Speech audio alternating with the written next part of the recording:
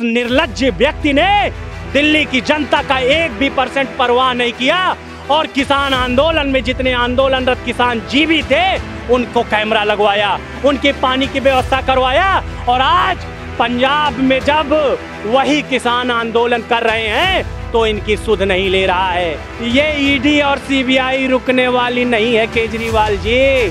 ये ईडी और सीबीआई जब तक दूध का दूध और पानी का पानी नहीं कर देती तब तक ये आपका पीछा नहीं छोड़ेगी कि दिल्ली में 2020 में जो लिकर पॉलिसी में आपने 12% कमीशन खाया, 2670 करोड़ का हिसाब देना पड़ेगा केजरीवाल जी। अगर देखा जाए देश में लोकसभा चुनावों को देखते हुए तो प्रधानमंत्री की रेस में अब बहुत सारे नेता दौड़ते हुए नजर आ रहे हैं, जिसमें एक नरेंद्र मोदी जी तो है ही, दूसरी तरफ कहीं ना कहीं यहाँ पर कहा जा रहा है कि राहुल गांधी भी हो सकते हैं, अब तीसरी तरफ मायावती भी दौड़ती हुई नजर आ रही है और अरविंद केजरीवाल भी हल्का हल्का सा धीरे आगे बढ़ते हुए नजर आ रहे हैं। तो जनता से जानेंगे कि आखिरकार उनके मन में क्या है, केजरीवाल को लेकर क्या सोचते हैं।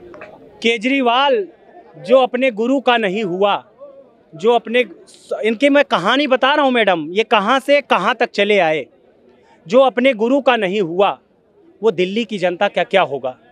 इस व्यक्ति ने दिल्ली की जनता को पूरी तरीके से ठगा। विधानसभा चुनाव जब हुए तो ये पर्चे निकलवाता था और पर्चे निकलवा कर ये झूठे वादे करता था कि दिल्ली की जनता के घरों में एक एक व्यक्ति से राय लेंगे कि केजरीवाल को कितने घर का कमरा लेना है, 2 कमरा, 1 कमरा उनके लिए, 1 कमरा बच्चों के लिए और बैठने के लिए 3 कमरे में हो जाएगा। दिल्ली की जनता से सहानुभूति तो ले गया, लेकिन इसने दिल्ली की जनता पर सेंटिमेंटल अटैक किया और इसने दिल्ली की जनता का पैसा 50 करोड़ रुपए अपने बंगले के रखरखाव के लिए लगाया, उसकी भौतिक सुख सुविधाओं के लिए बताया। आज जब इनकी सच्चाई को जनता जान गई तो देख लीजिए सत्येंद्र जैन, मनीष सिसोदिया और संजय सिंह कहाँ हैं। ये ड्रामा करता है, ये ड्रामा करता है कि भारतीय जनता पार्टी मुझे फंसा रही है। तो मैडम मैं आपसे पूछना चाहता हूँ, चलिए मैं इसकी बात को मानता हूँ कि इसे भारतीय जनता पार्टी फंसा रही है। अरे भारतीय जनता पार्टी चलो तुम्हारे ही कहे के अनुसार तुमको ईडी सीबीआई से अरेस्ट करवा दिया, लेकिन भारत की न्यायपालिका तो स्वतंत्र है। सुप्रीम कोर्ट क्यों तुम्हारी बेल याचिका खारिज कर रही है। केजरीवाल दाल में कुछ काला नहीं, पूरी दाल ही काली है। 3 नवंबर को पहला समन ईडी ने आपको भेजा, 15 दिसंबर को दूसरा भेजा, 2 जनवरी को तीसरा भेजा और 18 जनवरी को चौथा है। लेकिन आप अगर ईमानदार होते तो जरूर जाते। ले आप जान रहे हो ना कि ईडी में जाने के बाद सत्ता चली जाएगी। तो केजरीवाल कितना भी आप भाग लीजिए, इस बार वाले समन में अगर आप नहीं पहुंचे ना तो फिर आपके खिलाफ उसी तरीके से ईडी पेश आएगी जिस तरीके से उसको पेश आना चाहिए। आपने दिल्ली की जनता को धोखा दिया।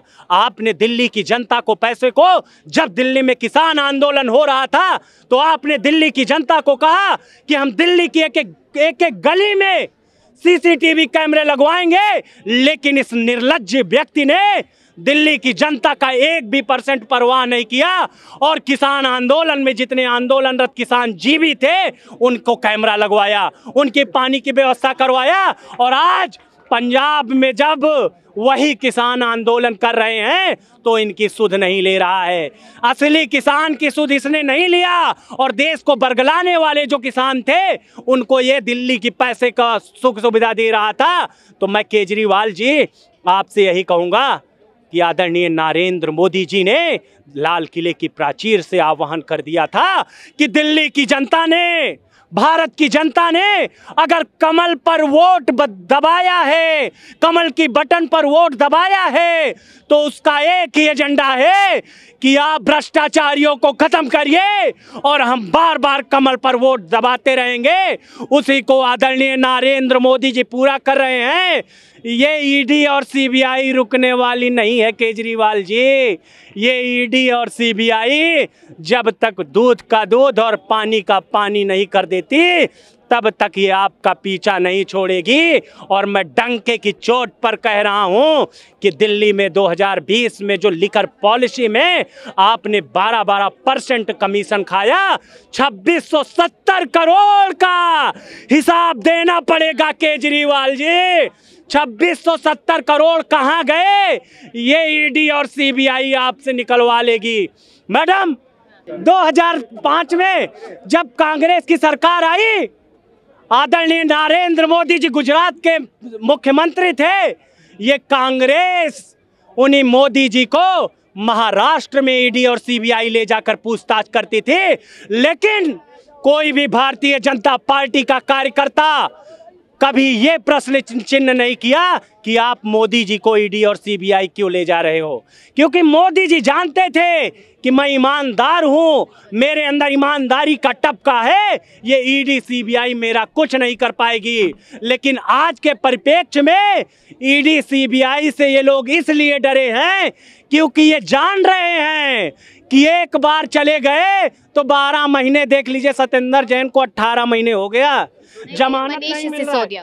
मनीष सत्येंद्र जैन भी जेल में है मैडम। वो जेल में, पर इतना टाइम नहीं हुआ। सत्येंद्र जैन सबसे पहले गए, फिर मनीष सिसोदिया गए, फिर उसके बाद संजय सिंह गए।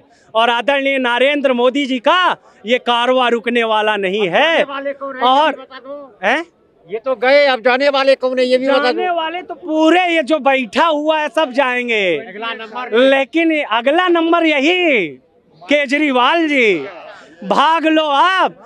18 तारीख को ये जा रहे हैं गोवा और 18 तारीख को समन है। अब देखते हैं कि ये सम्मान करते हैं ईडी सीबीआई का कि इनको बेशर्मी से ही ले जाएगी।